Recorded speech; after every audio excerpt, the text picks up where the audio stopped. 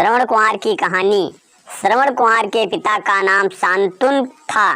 शांतनु एक साधु थे तथा उनकी माता का नाम ज्ञानवती था। श्रवण कुमार के माता पिता नेत्रहीन थे।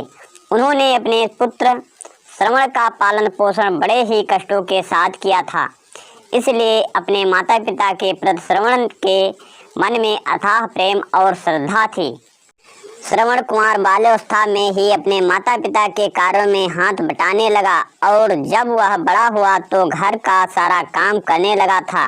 जैसे नदी से पानी भरकर लाना, जंगल से लकड़ी चुनकर लाना, भोजन तैयार करना, घर के समस्त कार्य करता था।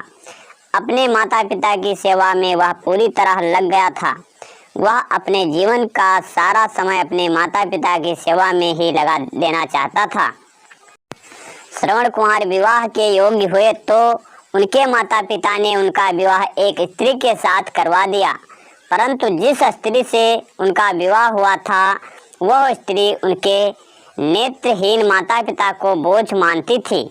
उनके माता पिता को बहुत कष्ट देती थी, परंतु श्रवण कुमार के सामने वह उनसे अच्छा व्यवहार करती थी, उनकी अच्छी से देखभाल करने लगती थी, लेकिन पीठ पीछे वह बहुत बुराई करती थी। जब इस बात की भनक श्रवण कुमार को लगी तो उन्होंने अपनी पत्नी को बहुत ही डांटा, जिसके कारण उनकी पत्नी रुष्ट हो गई और वह अपने पिता के घर चली गई। वह कभी लौटकर नहीं आई। पत्नी के जाने के बाद श्रवण ने अपने माता पिता की सेवा को ही अपना धर्म समझा, उनके दुख को ही अपना दुख समझा, उनके दर्द को अपना दर्द समझने लगा था। उसने अपने माता पिता को कभी दुख नहीं पहुंचने दिया। समय के साथ श्रवण कुमार बड़ा होता गया और उसके माता पिता वृद्ध होते हैं। उनके माता पिता की अंतिम इच्छा थी कि वह पूर्व तीर्थ यात्रा पर जाए। उन्होंने अपनी इच्छा अपने पुत्र श्रवण कुमार को बताइए। तब श्रवण कुमार उनकी इच्छा पूर्ति के लिए तैयार हो गए और जाने के लिए तैयारियां करने लगे। श्रवण कुमार ने अपने माता पिता को 2 टोकरियों में बैठा लिया और अपने कंधे पर कांवर बनाकर उठाकर चल दिए। श्रवण कुमार अपने माता पिता को काशी, गया, प्रयागराज ऐसे कई तीर्थ स्थलों पर लेकर गए। तीर्थ स्थलों का वर्णन करके अपने माता पिता को सुनाते थे। इस प्रकार उनके माता पिता उनके नैनों से तीर्थ स्थलों का दर्शन करते रहे हैं। श्रवण कुमार जंगलों के रास्ते से गुजरते हुए जा रहे थे। तभी संध्या हो जाती है और शाम के समय उनके माता पिता को बहुत तेज प्यास लगती है। उन्होंने श्रवण कुमार से पानी लाने को कहा। श्रवण कुमार ने एक पेड़ के नीचे अपने माता पिता में बैठे कांवर को रखा और कलश लेकर जल की खोज में निकल पड़े। थोड़ी दूर चलने के बाद उन्हें एक नदी दिखाई देती और वह उस नदी के पास पहुंच गए। उसी दिन अयोध्या के राजा दशरथ वनों में शिकार करने निकले थे।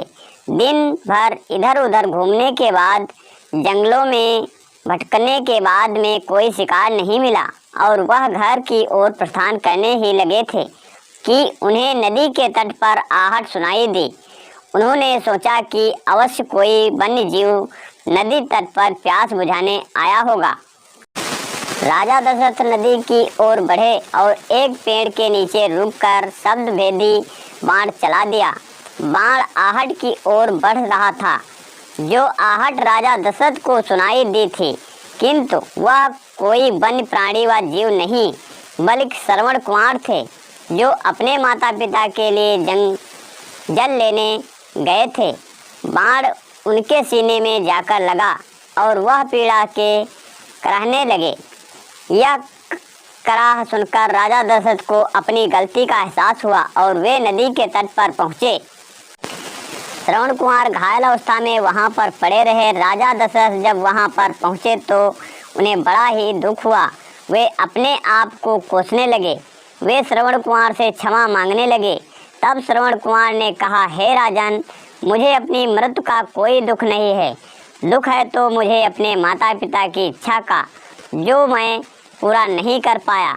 मैं उन्हें समस्त तीर्थों की यात्रा न करा सका और वह इस समय प्यास में व्याकुल हैं। मैं उन्हें पानी ना पिला सका। हे राजन, कृपया इस कलश को लेकर जाइए और मेरे माता पिता की प्यास बुझा दीजिए। इतना कहकर श्रवण कुमार ने अपने प्राण त्याग दिए।